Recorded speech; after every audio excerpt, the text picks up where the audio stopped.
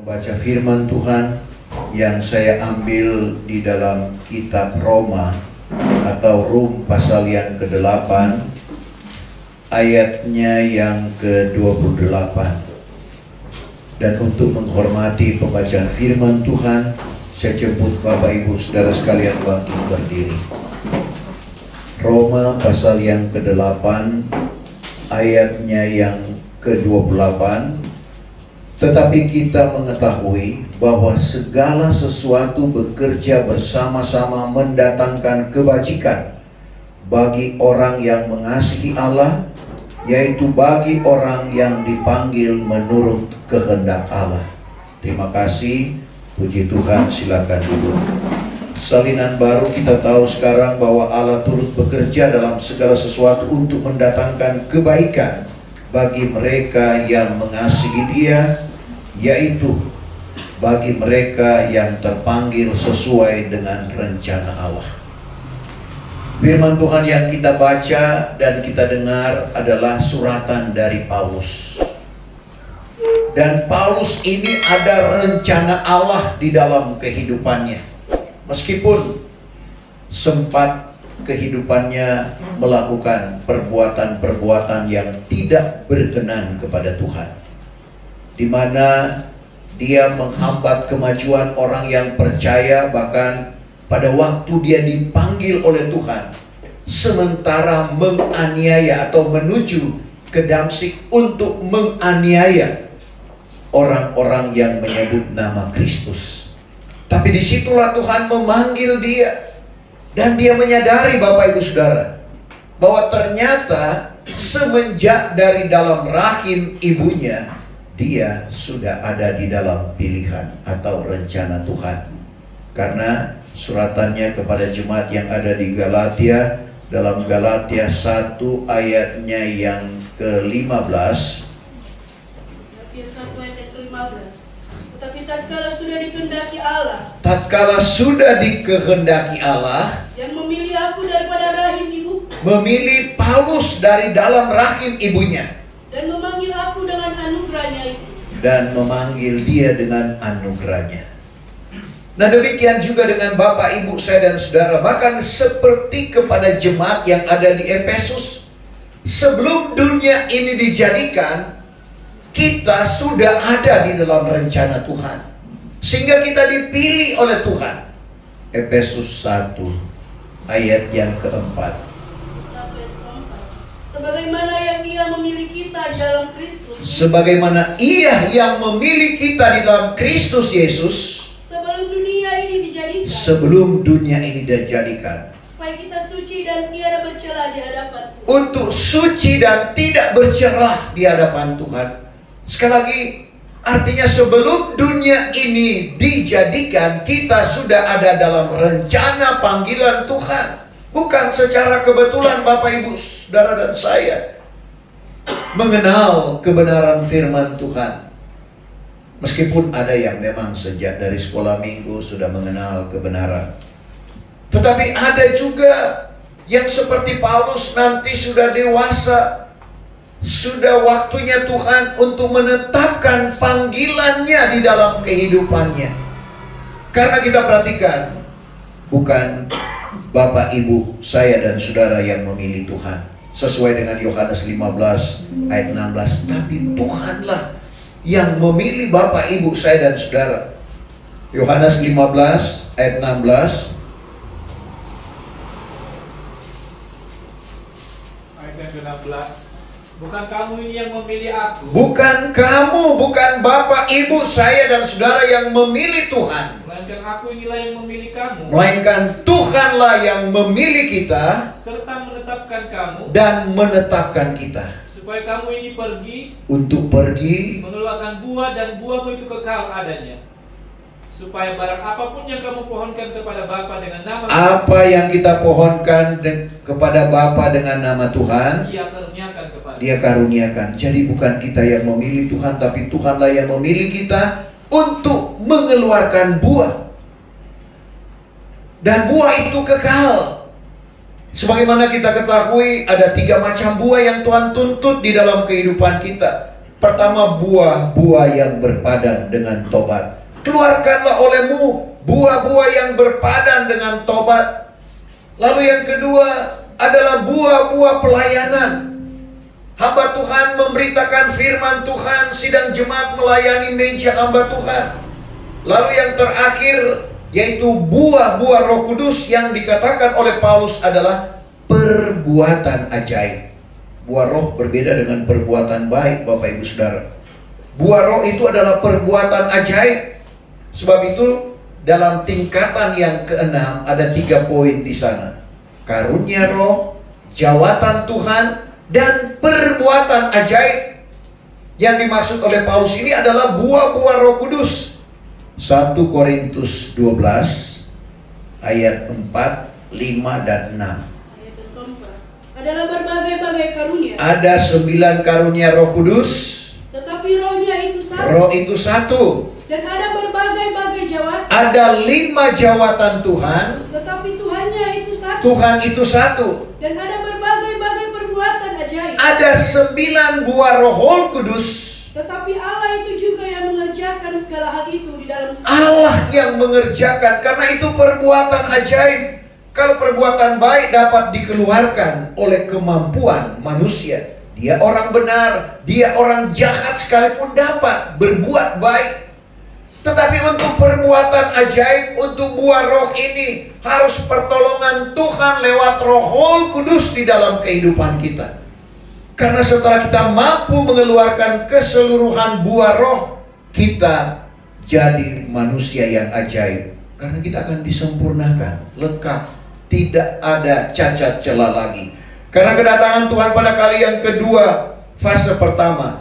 Karena kedatangan Tuhan pada kali yang kedua ada 2 fase. Fase pertama disebut sebagai kedatangan Tuhan secara tidak resmi. Kenapa? Karena dia tidak berpijak di bumi. Dia hanya datang di atas awan dari langit, sesuai Matius 24 ayat 30-31. Di mana dia akan datang di atas awan dari langit, sehingga orang-orang yang tertinggal akan meratap melihat Anak Manusia, dan dia akan menyuruhkan malaikat untuk meniupkan sangkakala yang besar bunyinya, menghimpunkan orang-orang pilihan dalam hal ini, orang-orang yang sudah sempurna roh, jiwa, dan tubuh, yang tidak mengalami kematian di meterai yang kelima. Artinya orang-orang ini tidak mengalami kematian sampai diangkat pada keangkatan gereja Tuhan pada waktu peniupan sangkakala. Sebab itu ada pujian. Kalau bunyi sangkakala, kalau bunyi sangkakala ku ada. Karena kalau bunyi sangkakala di atas awan-awan kita tidak ada di sana, berarti kita ada di bumi, masuk pada meterai yang ke-7, di mana kerusakan yang belum pernah terjadi dan tidak akan terjadi lagi, itulah zaman antikris. Nah, jadi kita perhatikan Bapak Ibu Saudara dan saya, kita dipersiapkan bukan untuk masuk pada kerusakan yang belum pernah terjadi dan tidak akan terjadi lagi. Sebab itu permintaan Tuhan kepada gereja mengandung dan gereja kanak-kanak rohani dalam Matius 24 ayat 19, minta pelarianmu. Jangan berlaku pada musim dingin atau hari Sabat, di mana orang tidak bisa bekerja, tidak ada pemberitaan. Coba kita baca ayat itu, 24 ayat 19-20. Wahai bagi segala perempuan yang mengandung dan menyusui anaknya pada masa-masa itu, hendaklah kamu berdoa, minta pelarianmu itu jangan berlaku pada musim dingin. Minta pelarianmu, lari dari gereja mengandung, lari dari kanak-kanak rohani, jangan pada musim dingin atau hari Sabat. Terus Ayat yang ke-21, karena pada ketika itu akan timbul sengsara yang besar. waktu itu akan timbul sengsara yang besar. Seperti yang demikian belum pernah berlaku. Itu belum pernah berlaku. Daripada awal kejadian alam. Dari awal kejadian alam sampai sekarang ini belum berlaku. Dan kemudian daripada itu tiada akan jadi. Dan setelah itu tidak akan berlaku lagi. Hanya 3,5 tahun di meterai yang ke-7 di zaman antikris. Nah, untuk itu Bapak Ibu Saudara, bagaimana tujuan Tuhan memanggil Bapak Ibu saya dan Saudara? Kalau kita baca kelanjutan ayat yang kita baca ayat 29, karena ayat dalam Rom 8 tadi, karena orang yang dikenalnya terdahulu, yaitu juga ditetapkannya terdahulu, akan menjadi serupa dengan teladan anaknya, supaya ia itu menjadi anak sulung di antara beberapa banyak saudara. Dan orang yang ditetapkannya itu terdahulu, mereka itulah juga dipanggilnya. Dan orang-orang yang dipanggilnya itu, mereka itu juga dibenarkannya. Dan orang-orang yang dibenarkannya itu, mereka itu dipermuliakannya. Jadi tujuan Tuhan memanggil Bapak, Ibu, saya dan saudara, di mana kita ditetapkan untuk dipermuliakan oleh Tuhan. Saudara, bagaimana tidak mulia kalau kita menjadi pengantinnya Kristus, yang ditandai dengan punya mahkota dan pakaian pengantin, yang dimana kita akan bersanding dengan Dia, seperti yang dikatakan dalam Wahyu 19 ayat 7, ketika kawin anak domba sudah tiba, istri atau pengantinnya sudah bersedia. Bersedia dengan pakaian pengantin yang tidak lain berbicara tentang karunia-karunia Roh Kudus. Sebab itu Tuhan perumpamakan dalam Matius pasal yang ke-22 tentang perjamuan yang besar. Ada orang yang masuk dalam perjamuan itu tidak memakai pakaian pengantin, di mana dikatakan, bagaimana tolak engkau masuk dengan tidak memakai pakaian perjamuan kawin? Ikatlah kaki tangannya, buanglah ia keluar, di sanalah tangisan dan kertak gigi. Untuk itu kita sekarang mempersiapkan diri untuk menerima pakaian pengantin yang tidak lain berbicara tentang karunia-karunia Roh Kudus. Paulus ungkapkan itu dalam 1 Korintus 12 ayat 8 sampai ayatnya yang ke-9, yang dimulai dengan karunia perkataan hikmat, bagaimana cara hamba Tuhan untuk menyusun khotbah. Karunia perkataan marifat, bagaimana cara hamba Tuhan menyampaikan firman Tuhan secara sistematis. Karunia membedakan segala roh, karena ada 3 roh yang bekerja: roh iblis atau roh setan, roh emosi atau roh manusia, dan roh Allah atau Roh Kudus. Lalu ada karunia iman, karunia mujizat, karunia kesembuhan, dan ada karunia nubuatan, karunia lidah. Dan karunia lidah yang diartikan itulah karunia yang perlu kita rebut di hari-hari terakhir ini sebagai pakaian pengantin kita untuk menikah. Menikah artinya menyatu. Bagaimana syarat untuk menyatu? Yaitu sebagaimana doa Tuhan Yesus dalam Yahya 17 ayatnya yang ke-21, sebagaimana Bapa dan aku satu, demikian juga dengan mereka itu. Nah, untuk satu dengan Bapa, Matius 5 ayat 48, Bapa itu sempurna. Tuhan Yesus berkata, hendaklah kamu sempurna seperti Bapa di sorga sempurna adanya. Tuhan Yesus sempurna. Efesus 4 ayat 13, bagaimana kita menjadi orang akil balik. Kita dibawa pada persatuan iman, marifat anak Allah, pengenalan akan anak Allah, dan kita menjadi dewasa rohani dan bertambah-tambah sempurna sama dengan Kristus. Jadi kita perhatikan, Kristus sempurna, Bapa sempurna. Untuk menyatu dengan Bapa, untuk menyatu dengan Kristus, otomatis kita harus sempurna. Nah, hanya hukum yang sempurna yang kita sementara teliti yang akan membawa kita kepada kesempurnaan, sehingga membawa kita kepada kebahagiaan. Kenapa? Yakobus 1 ayat 25, orang yang menyelidik hukum yang sempurna, atau orang yang meneliti hukum yang sempurna, yaitu hukum kemerdekaan yang tidak lain berbicara tentang hukum yang berlaku di zaman Roh Kudus, hukum roh, serta bertekun atau setia. Tidak menjadi orang yang mendengar yang terlupa, tetapi orang yang menurut dengan sebenarnya, yaitu orang yang menurut dengan sungguh-sungguh. Maka ialah orang yang berbahagia di dalam hal ia menurut itu. Kenapa bahagia? Karena orang yang menyelidik hukum sempurna, kalau dia lakukan itu dengan sungguh-sungguh, tidak menjadi pendengar yang terlupa, akan dibawa pada kesempurnaan. Itulah yang kita istilahkan kabar pengantin Kristus. Apa itu kabar pengantin Kristus?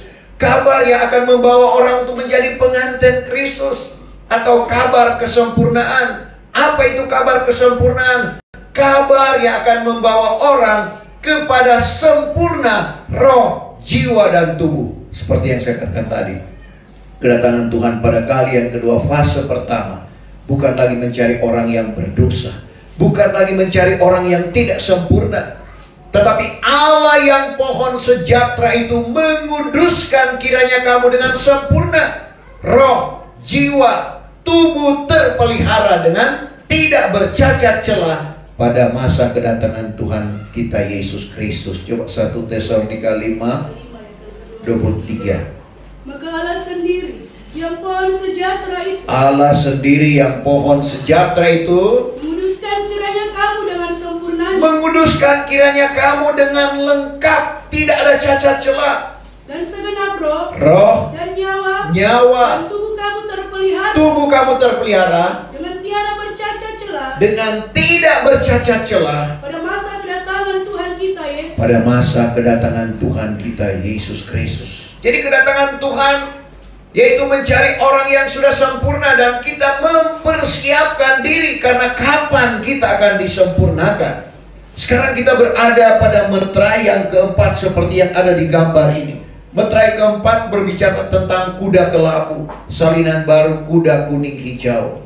Kuda kelabu perpaduan antara hitam dan putih, berbicara tentang pertarungan pekabaran.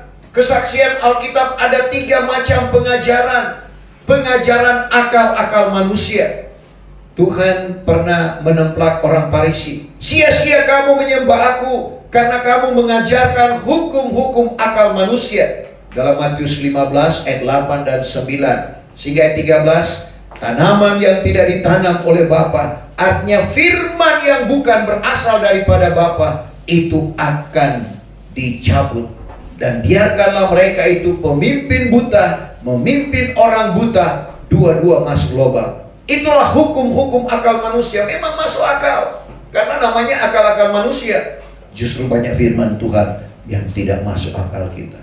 Lalu ada pengajaran setan-setan, 1 Timotius 4 ayat 1-5. Hari terakhir atau akhir zaman, beberapa orang akan gugur daripada iman karena berpaling kepada penguasa di udara dan kepada beberapa pengajaran setan-setan. Sehingga tidak heran ada gereja setan. Dan pengajaran yang ketiga sebagaimana pernyataan Paulus, di mana dia menegaskan, di mana dia memaklumkan kepada jemaat yang ada di Galatia. Galatia 1 ayat 11-12, aku tegaskan, aku maklumkan kepadamu hai saudara-saudara, bahwa Injil yang kuberitakan bukan pendapatan manusia, bukan yaitu kupelajari dari manusia, melainkan wahyu daripada Yesus Kristus. Inilah yang sementara bertarung saat ini. Sebab itu bagaimana cara kita mempertahankan apa yang kita sudah terima, yaitu firman yang diwahyukan untuk subur menuju keselamatan. Petrus katakan kepada orang-orang pilihan yang ada di Pontus, Galatia, Kapadokia, Asia, dan Bithynia, seperti kanak-kanak yang baru jadi. Bukan kanak-kanak rohani, tapi sebagaimana anak-anak yang memerlukan susu yang murni, susu yang jati yang kita kenal ASI, supaya subur menuju pada keselamatan. Tidak mengapa kita baca 1 Petrus 2 ayat yang kedua. Seperti kanak-kanak yang baru jadi. Seperti kanak-kanak yang baru jadi. Hendaklah kamu ingin akan susu yang jati. Hendaklah kamu ingin akan susu yang jati, yang tiada bercampur. yang tidak bercampur. Supaya dengan dia itu kamu subur menuju keselamatan. Dengan susu yang jati, yaitu pengajaran yang murni, yang tidak ditambah dan tidak kurangi. Itu yang akan membawa kita subur menuju kepada keselamatan. Jadi kita lihat pengertian rohaninya. Kita juga perlu susu yang dari ibu kita. Ibu kita adalah Yerusalem yang di sorga, merdeka. Galatia 4 ayat 26. Akan tetapi Yerusalem yang di atas itu merdeka, yaitu ibu kita. Yerusalem yang di atas, yaitu di sorga, merdeka, yaitu ibu kita. Sebagaimana jemaat yang ada di Ibrani, Karena mereka menerima pengajaran yang dari Yerusalem di sorga. Meskipun mereka masih hidup waktu itu, tapi suratan itu mengatakan, kamu sudah datang ke negeri Allah yang hidup, yaitu Yerusalem di sorga. Bukan Yerusalem yang ada di Timur Tengah sana, tapi Yerusalem yang di sorga. Lalu bagaimana mereka bisa sampai sedangkan mereka masih hidup? Coba kita baca dulu Ibrani 12 ayat 22. Tetapi kamu sudah datang ke Gunung Sion. Kamu sudah datang ke Gunung Sion. Dan ke negeri Allah yang hidup. Ke negeri Allah yang hidup. Yaitu Yerusalem yang di sorga. Yerusalem di sorga. Dan kepada perhimpunan berlaksa-laksa. Kepada perhimpunan berlaksa-laksa malaikat. Bagi kita itu memang benar. Bagaimana cara mereka sampai ke Yerusalem di sorga? Dengan karunia Roh Kudus. Orang yang punya karunia penglihatan tidak menutup kemungkinan Tuhan bawa ke Yerusalem di sorga. Jadi meskipun mereka masih hidup, karena Bapak Ibu Saudara, daging dan darah tidak mewarisi kerajaan sorga. Bagaimana jemaat yang ada di Ibrani bisa sampai ke Yerusalem di sorga? Sekali lagi dengan karunia Roh Kudus. Sebagaimana yang diungkapkan oleh Petrus dalam Kisah 2 ayat 16. Sebagaimana yang dinubuatkan oleh Nabi Yoel. Pada akhir zaman, aku akan mencurahkan rohku kepada segala manusia, sehingga anakmu laki-laki dan perempuan akan bernubuat. Orang muda-muda akan lihat beberapa penglihatan. Orang tua-tua akan mimpi berbagai-bagai mimpi. Tapi kalau mimpi jangan di ibadah ya. Tertidur namanya, nanti di rumah. Kata hambaku laki-laki dan perempuan, aku akan mencurahkan rohku pada masa itu dan mereka akan bernubuat. Dan itu jadi semenjak pencurahan Roh Kudus di loteng Yerusalem dan berjalan sampai sekarang ini. Sehingga orang-orang yang dianugerahkan karunia penglihatan, bisa Tuhan anugerahkan itu, bisa melihat apa yang difirmankan oleh Tuhan dalam Ibrani 12 ayat 22 ini. Nah, untuk itu Bapak Ibu Saudara, kita yang sudah dipanggil oleh Tuhan, kembali ke ayat firman Tuhan yang kita baca tadi. Tetapi kita mengetahui bahwa segala sesuatu bekerja bersama-sama mendatangkan kebajikan bagi orang yang mengasihi Allah. Mendatangkan kebajikan. Kebajikan adalah sesuatu yang mendatangkan kebaikan bagi orang yang mengasihi Allah. Bagaimana cara kita mengasihi Allah? Bukan hanya dengan bibir mulut kita seperti pujian, aku mengasihi Engkau Yesus. Yang mengasihi Tuhan, seperti yang dikatakan dalam Yahya 14 ayatnya yang ke-21, memelihara dan melakukan hukum Tuhan. Ayat ke-21, siapa yang memeliharakan hukumku, siapa yang memelihara hukumku, serta menurut dia, dia itulah mengasihi aku. Itulah yang mengasihi Tuhan. Dan siapa yang mengasihi aku, siapa yang mengasihi Tuhan, dia pun akan dikasihi oleh Bapa. Akan dikasihi oleh Bapa di sorga. Dan aku juga akan mengasihi dia sambil menyatakan diriku kepadanya. Jadi kita lihat, aku Tuhan Yesus akan mengasihi dia dan menyatakan diri. Jadi orang yang mengasihi Allah adalah orang yang memelihara atau merawat firman Tuhan dengan tidak menambah dan mengurangi. Karena Amsal 35 Agur bin Cakai berkata, firman Allah itu amat suci, jangan kita tambah dan kita kurangi. Sehingga kalau kita memelihara, merawat firman Tuhan dan menurut atau melakukan, itulah orang yang mengasihi Allah. Dan orang yang mengasihi Allah, dia akan dikasihi oleh Bapa. Dan Kristus juga akan mengasihi dia sambil menyatakan dirinya. Menyatakan diri sini ada dua pengertian. Pertama, lewat kemuliaan Tuhan. Itu terbatas, hanya orang-orang yang punya penglihatan, di mana Tuhan menyatakan dirinya. Waktu doa dan penyembahan melihat Tuhan Yesus. Tapi menyatakan diri dalam pengertian yang lebih luas. Firman Tuhan itu Tuhan nyatakan di dalam kehidupan kita, bukan hanya sekedar teori, tapi apa yang difirmankan oleh Tuhan. Jadi kita lihat, termasuk orang yang mengasihi Tuhan berlaku. Yang kita tidak dengar, yang kita tidak lihat, yang tidak timbul di dalam hati manusia, itulah yang disediakan Allah bagi orang yang mengasihi Dia. Artinya ini terbukti. 1 Korintus 2 ayat 9. Melainkan seperti yang tersurat. Seperti yang tersurat. Barang yang mata tiada tampak. Mata tidak lihat. Dan telinga tiada mendengar. Telinga tidak dengar. Dan yang tiada timbul di dalam hati manusia. Tidak timbul di dalam hati manusia. Itulah yang disediakan Allah bagi orang yang mengasihi. Artinya kita tidak duga. Itulah yang disediakan Allah bagi orang yang mengasihi Dia. Saudara, berlaku di dalam kehidupan kita. Pernah saya melayani di Podon, daerah perbatasan Toraja Mamasa. Karena waktu itu memang sulit bensin, jadi cuma 5 botol mungkin saya beli. Tetapi heran, di sana kan hutan. Ternyata sudah ada siap 20 liter diberikan percuma kepada saya. Masih ada lebih lagi, saya bilang, Pak Gembala ambil saja yang lebihnya. 20 ini sudah bukan cuma cukup, lebih. Yang saya tidak pikirkan, tidak lihat, tidak timbul di dalam hati.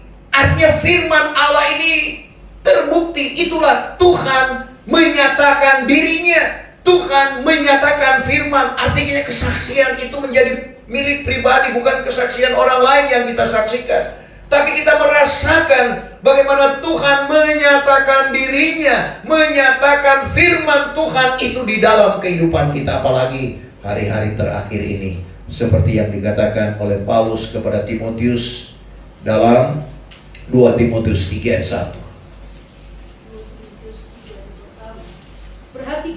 Perhatikanlah. Pada akhir zaman akan datang kelak suatu masa. Akhir zaman akan datang masa yang sukar. Kita akan diperhadapkan dengan masa-masa yang sukar. Tapi sebagai orang yang beriman, sebagai orang yang percaya, tidak perlu kita takut akan hal itu. Yang penting kita mengasihi Tuhan. Justru disinilah kita akan lihat bagaimana Tuhan bedakan. Maleakhi 3 ayat yang ke-18. Kamu akan menoleh ke kiri, menoleh ke kanan, menoleh ke belakang, melihat ke depan. Kamu akan menoleh dan melihat. Tuhan akan bedakan antara orang yang beribadah. Jadi pentingnya beribadah seperti saat ini dan yang tidak beribadah. Dan orang benar dan orang fasik. Coba jelasnya Maleakhi 3:18. Pada masa itu kamu akan menoleh dan melihat. Masa itu kamu akan menoleh dan melihat. Artinya di sekeliling kita Tuhan akan bedakan.